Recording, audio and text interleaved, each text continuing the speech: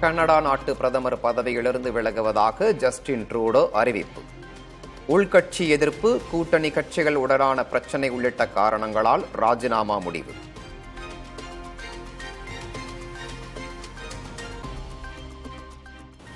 So last night over dinner, I told my kids about the decision that I'm sharing with you today.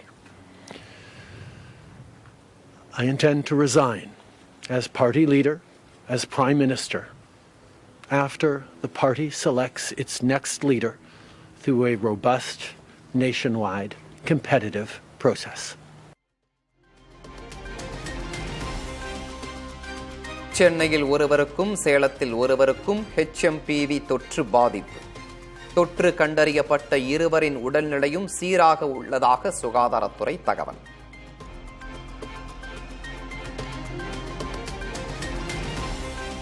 நீண்ட ஆண்டுகளாகவே HMP virus இருப்பதால் பொதுமக்கள் அச்சமடைய தேவையில்லை.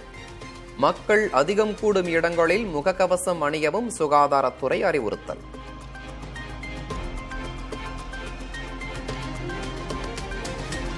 HMP virus corona மாதிரி புதியதாக கண்டுபிடிக்கப்பட்ட தொற்று அல்ல. 20 ஆண்டுகளாகவே இந்த வைரஸ் இருப்பதாக தேசிய காசநோய் திட்டத்தின் முதன்மை ஆலோசகர் சௌமியா சுவாமிநாதன் விளக்கம்.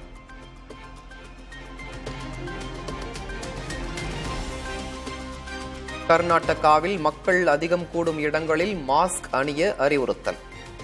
2 குழந்தைகளுக்கு HMPV வைரஸ் பாதிப்பு உறுதியான நிலையில் முன்னெச்சரிக்கை.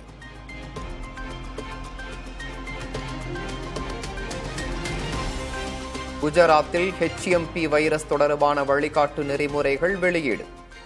அறிகுறிகள் இருந்தால் பொது இடங்களுக்கு செல்வதை தவிர்க்க அறிவுறுத்தல்.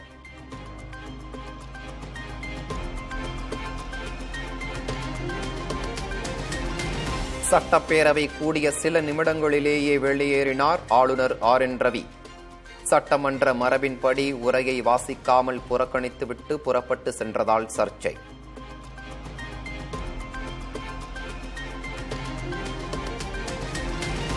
சட்டப்பேரவையில் ஆளுநர் RN ரவியின் செயல் சிறுபிள்ளைத்தனமானது என முதலமைச்சர் MK ஸ்டாலின் கண்டனம். 100 ஆண்டு கண்ட தமிழ்நாடு சட்டப்பேரவையை தொடர்ந்து அவமதிப்பதாகவும் குற்றச்சாட்டு.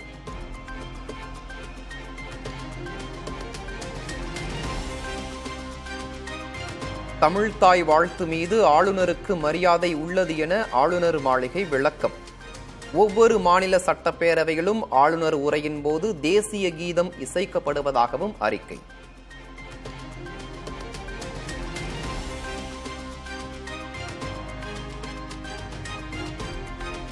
சட்டப்பேரவை நடவடிக்கைகள் தணிக்கை செய்யப்பட்டிருப்பது அவசர காலத்தை நினைவூட்டுவதாக ஆளுநர் மாளிகை விமர்சனம். மாநில அரசால் வெட்டப்பட்ட காட்சிகள் மட்டுமே வழங்கப்பட்டுள்ளதாக குற்றச்சாட்டு.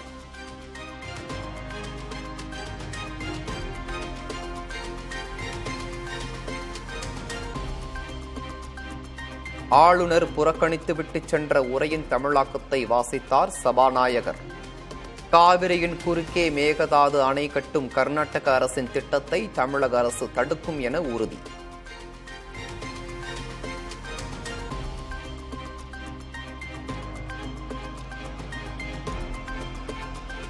அச்சிடப்பட்ட ஆளுநர் உரை மட்டுமே அவை குறிப்பில் இடம்பெறச் செய்யப்படும். அவை முன்னவர் துரைமுருகன் கொண்டு வந்த தீர்மானத்தை ஏற்று சபாநாயகர் அறிவிப்பு.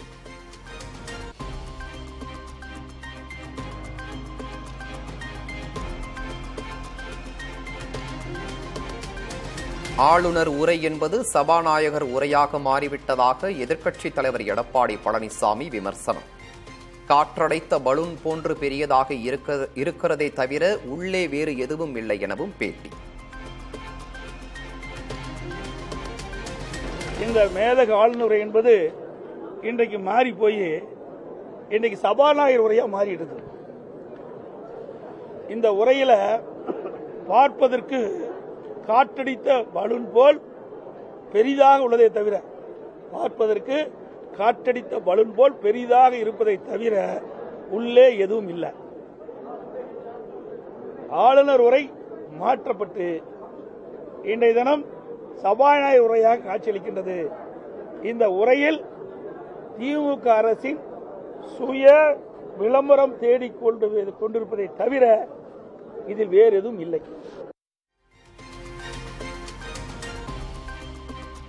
அவை கூடும்போது தமிழ்தாய் வாழ்த்து, நிறைவடையும் போது தேசிய கீதம் என்பதே சட்டப்பேரவையின் மரபு என துரைமுருகன் விளக்கம்.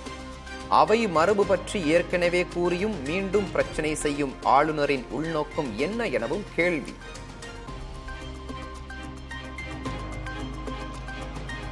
மக்களின் கோபத்தை திசை திருப்ப திமுக முயற்சிப்பதாக பாஜக மாநில தலைவர் அண்ணாமலை குற்றச்சாட்டு. ஆளுநர் வருகையின் போதும் வெளியேறும் போதும் தேசிய கீதம் இசைக்கப்பட வேண்டும் என்றும் சமூக வலைதளத்தில் பதிவு.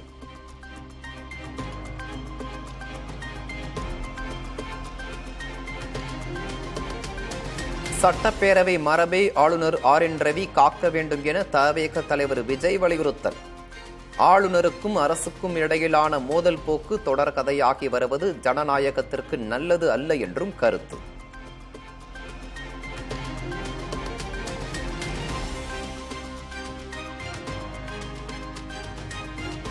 ஆளுநர் RN ரவியை கண்டித்து திமுக சார்பில் செவ்வாய்க்கிழமை போராட்டம். மாவட்ட தலைநகரங்களில் காலை 10 மணிக்கு போராட்டம் நடைபெறும் என அறிவிப்பு.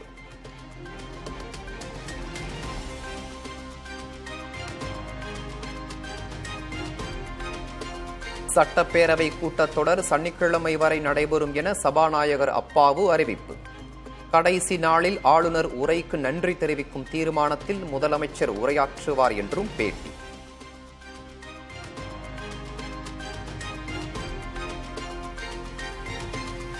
ஆளுநர் குற்றச்சாட்டின்படி தமிழகத்தில் அறிவிக்கப்படாத அவசர நிலையே அமலில் உள்ளது. புதிய தலைமுறைக்கு முன்னாள் அமைச்சர் ஜெயக்குமார் பேட்டி.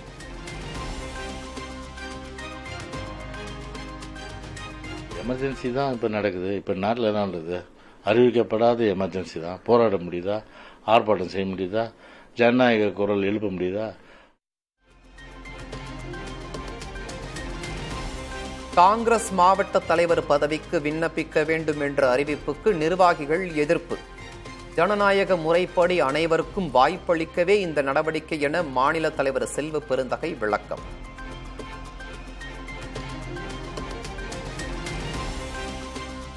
பொங்கல் விழாவை முன்னிட்டு 10ஆம் தேதி முதல் 4 நாட்களுக்கு சிறப்பு பேருந்துகள்.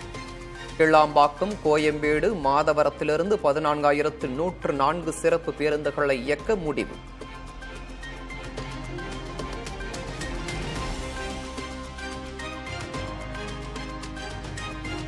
பொங்கல் திருநாளையொட்டி ஆம்னி பேருந்துகளின் டிக்கெட் கட்டணம் தொடர்பாக கண்காணிக்க குழு அமைப்பு. போக்குவரத்து துறை அமைச்சர் சிவசங்கர் புதிய தலைமுறைக்கு பேட்டி.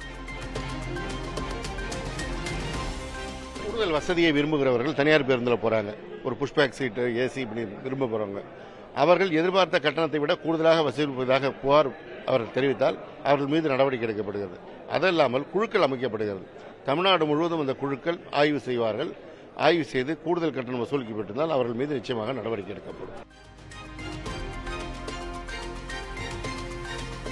மதுரை அலங்காநல்லூர், பாலமேடு, அவனியாபுரம் ஜல்லிக்கட்டு போட்டிகளுக்கான ஆன்லைன் முன்பதிவு தொடக்கம். இளைஞர்கள், காளை உரிமையாளர்கள் ஆர்வமுடன் பதிவு.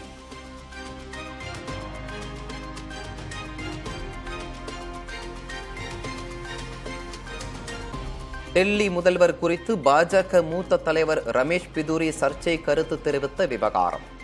செய்தியாளர் சந்திப்பில் மனமுடைந்து அழுத முதல்வர் அதிஷி.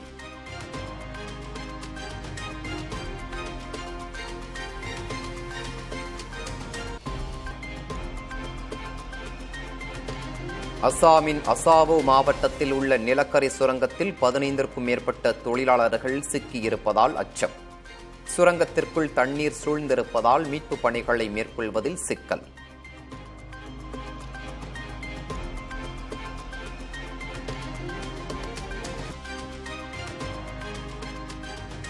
விண்வெளிக்கு அனுப்பிய காராமணி விதை செடியாக முளைக்கத் தொடங்கியது.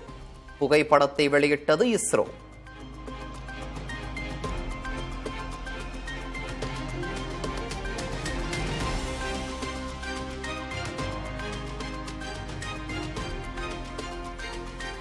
அமெரிக்க டாலருக்கு நிகரான இந்திய ரூபாய் மதிப்பு வரலாறு காணாத வீழ்ச்சி. டாலருக்கு நிகரான ரூபாய் மதிப்பு 4 காசுகள் சரிந்து 85 ரூபாய் 83 காசுகளானது.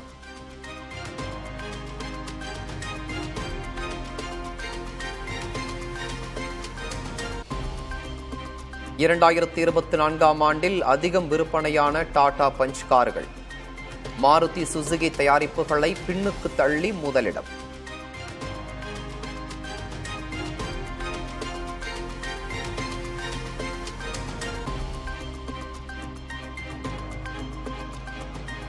மும்பை பங்குச் சந்தையில் இணைந்த 4,91,00,000 புதிய முதலீட்டாளர்கள். தமிழ்நாட்டிலிருந்து 28.29% பேர் இணைந்துள்ளதாக தகவல்.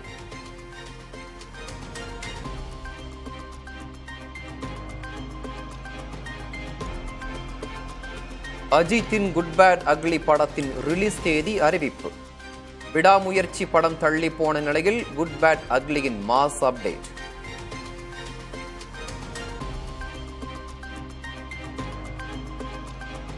நடிகர் விஷால் வைரல் காய்ச்சலால் பாதிக்கப்பட்டிருப்பதாகவும் ஓய்வெடுக்க அறிவுறுத்தியுள்ளதாகவும் மருத்துவர்கள் தகவல். திரைப்பட விழாவில் விஷால் நடுக்கத்துடன் பேசிய நிலையில் விளக்கம். ஆனா இனிமே பாடவே கூடாது வாழ்க்கையில.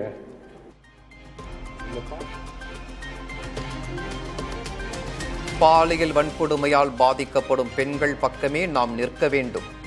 அண்ணா பல்கலைக்கழக மாணவிக்கு நேர்ந்த கொடுமை தொடர்பாக நடிகர் சிவகார்த்திகேயன் கருத்து. இந்த மாதிரி விஷயங்கள் நடக்கக்கூடாதுன்றதான் எல்லாருமே நினைக்கிறது. இதுல நான் முக்கியமா நினைக்கணுன்றது, காவல்துறை அவங்களுடைய நடவடிக்கை செய்றாங்க, அது எல்லாமே சரி. பட் இதுல பாதிக்கப்படுற பெண்கள் பக்கம் தான் நம்ம எல்லாரும் நிக்கணும்னு நினைக்கிறேன். அவங்களுக்கு முழு தைரியம் இருக்கணும். இனி இது மாதிரி நடக்காதுன்னு நம்ம நம்புவோம். கடவுள்கிட்ட அதான் வேண்டிக்கிறேன். ஜனவரி 9ஆம் தேதி வெளியாகிறது பொல்லாதவன் படத்தின் பின்னணி இசை. மகிழ்ச்சியை பகிர்ந்த இசையமைப்பாளர் ஜி.வி. பிரகாஷ்.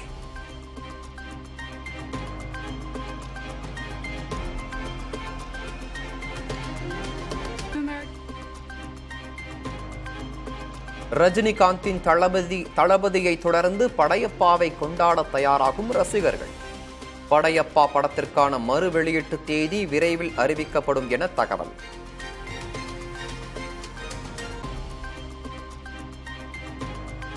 கேம் சேஞ்சர் படத்திற்கு நெருக்கடி கொடுக்கும் லைகா நிறுவனம். இந்தியன் 3 படத்தை முடித்துவிட்டு கேம் சேஞ்சர் வெளியிட நிர்பந்தம்.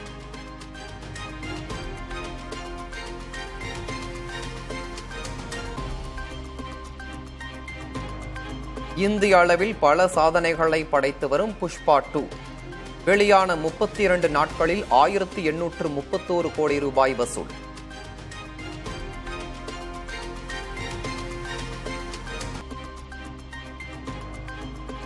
நாட்டின் பல்வேறு ரயில்வே திட்டங்களுக்கு காணொலி மூலம் அடிக்கல் நாட்டிய பிரதமர் மோடி.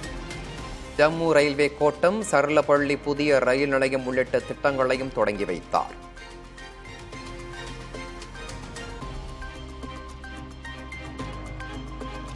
தமிழ்நாட்டில் மொத்த வாக்காளர்களின் எண்ணிக்கை 6,36,00,000.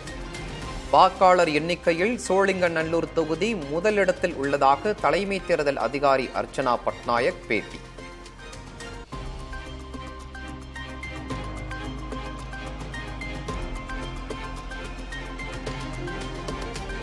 தமிழ்நாட்டில் 28 மாவட்ட உள்ளாட்சி அமைப்புகளுக்கு சிறப்பு அலுவலர்கள் நியமனம். ஜனவரி 5ஆம் தேதியுடன் பதவிக்காலம் முடிந்ததால் அரசு நடவடிக்கை.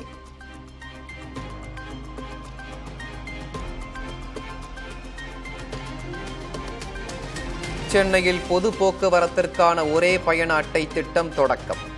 பல்லவன் இல்லத்தில் தொடங்கி வைத்தார் அமைச்சர் சிவசங்கர்.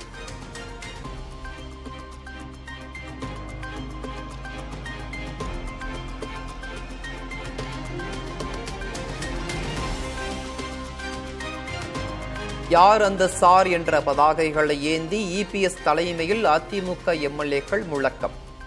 சட்டப்பேரவையிலிருந்து அதிமுக எம்எல்ஏக்கள் வெளியேற்றம்.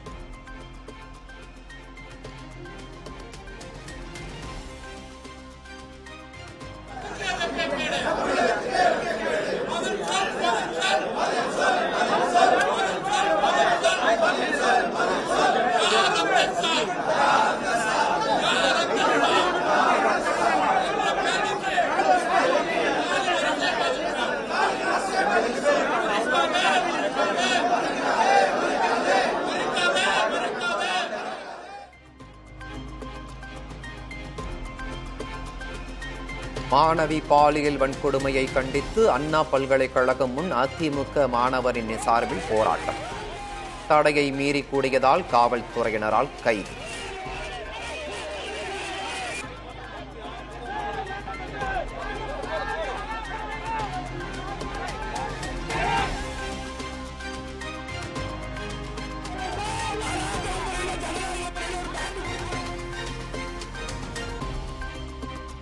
கள்ளக்குறிச்சி கள்ளச்சாராய மரணம் வழக்கில் கைதானவர்கள் மீதான குண்டர் சட்டத்தை ரத்து செய்து உத்தரவு. தவறு செய்யும் மதுவிலக்கு காவலர்கள் மீது எடுக்கப்பட்ட நடவடிக்கை என்ன என்றும் சென்னை உயர்நீதிமன்றம் கேள்வி.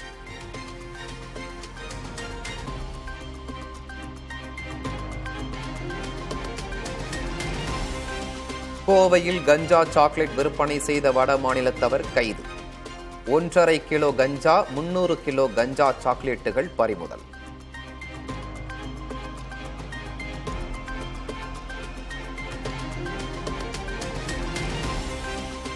அதிமுக முன்னாள் அமைச்சர் ராஜேந்திர பாலாஜி மீதான மோசடி வழக்கு சிபிஐ வசம் ஒப்படைக்குமாறு குற்றப்பிரிவு காவல்துறைக்கு சென்னை உயர்நீதிமன்றம் உத்தரவு.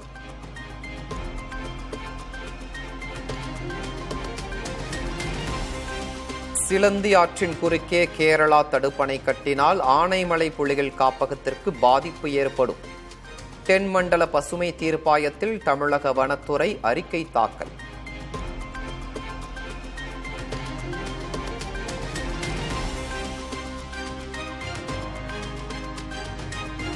காஞ்சிபுரம் மாவட்டம் செரப்பனஞ்சேரி ஏரியில் தொழிற்சாலை கழிவுகளை கொட்டுவதாக புகார். ஏரி மாசடைந்து வருவதால் நடவடிக்கை எடுக்க விவசாயிகள் கோரிக்கை.